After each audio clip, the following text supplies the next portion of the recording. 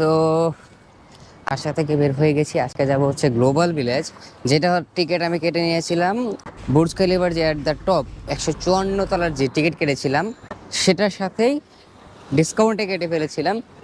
So এখন যাব global village. Global ভিলেজটা আমি একটু যদি ধারণা দেই, গ্লোবাল ভিলেজটা হচ্ছে অনেকটা বাণিজ্য মেলার মতো, বাট বাণিজ্য মেলা না, মানে সেখানে অনেক দোকানপাট থাকে কেনাকাটার, বাট সাথে সেখানে কিছু পার্কের অ্যাক্সেসরিজ থাকে অ্যান্ড অলসো কিছু শো থাকে। অ্যান্ড আমরা মূলত যে সেই শো দেখতে যাচ্ছি, শোগুলো অনেক সুন্দর হয়। সো অবশ্যই সেই শোটা আপনাকে দেখাবো সংক্ষিপ্ত আকারে। চলেন তাহলে আমরা শোগুলো একটু দেখে আসি। कोई परवाना यहाँ तो जान पे अपनी खेलेगा आशिकी में होके फना बाहों में शमा को ले लेगा। कितनी हसीनों पे कितनी दफा ये डोला, फिर भी फकीरों का पहने हुए है चोला। इधर की शीशी है जहाँ भी खुल जाए, हवा में घुल जाए दिल जोगीदार फन मौला।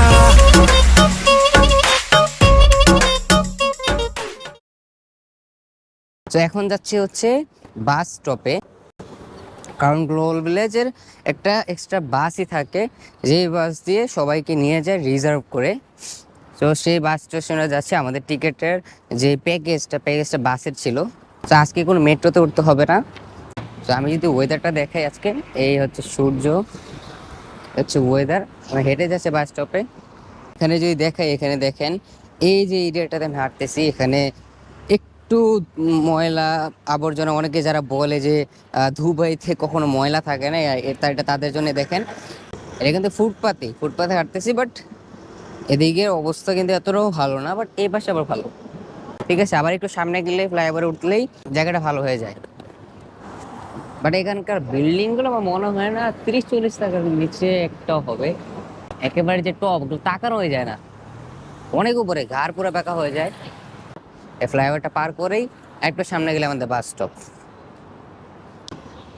সো আমরা হাঁটতেছি হচ্ছে শারজা দিয়ে। এই যে বেড়াটা দেখতেছেন, বেড়া ঠিক ওই পারেই দুবাই। ঠিক আছে, So এই পাশে দুবাই, এই পাশে শারজা। সো বাসে উঠবো আমরা দুবাই থেকে। ঠিক আছে, একটু সামনে গিয়ে আমাদের একটা গেট আছে, সেই গেট দিয়ে আমরা বের হবো। তো বের হয়ে আমরা দুবাই যাব, দুবাই গিয়ে আমরা বাসে উঠবো। আমরা এখন হাঁটতে শারজাতে।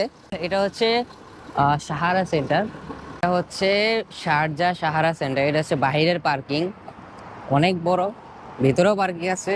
তো এই সাহারা সেন্টারটা অনেক বড়, দুবাই মলের সমানই প্রায় ধরতে গেলে, বাট আয়তনে যদি ধরতে চাই ছোট হবে, অবশ্যই ছোট হবে। তো দুবাই মলে যা পাওয়া যায় এখানেও তাই পাওয়া যায়, শুধুমাত্র দুবাই মলে হচ্ছে যা পাওয়া যায় সবকিছুই বড় বড়, সব বড় বড় আহ, समझ रहे हो समझ रहे हो आप समझ रहे हो ना। মানে বেশি বেশি কোয়ান্টিটি থাকে এখানে, সব ছোট ছোট মানে মিডিয়াম সাইজের, অ্যান্ড কোয়ান্টিটি একটু কম থাকে, বাট সবই পাওয়া যায় মোটামুটি ভালোই। এখানে আমাদের বাসার কাছে এটা। সো এখানে এটার ভিতরে অনেক সুন্দর, এটার ভিতরে একটা পার্ক আছে। সে পার্কে সাপোজ রোলার কোস্টারও আছে। রোলার কোস্টার আবার অনেকের দোকানের ভিতর দিয়ে চলে যায়, এটা খুব দেখতে খুবই সুন্দর লাগে।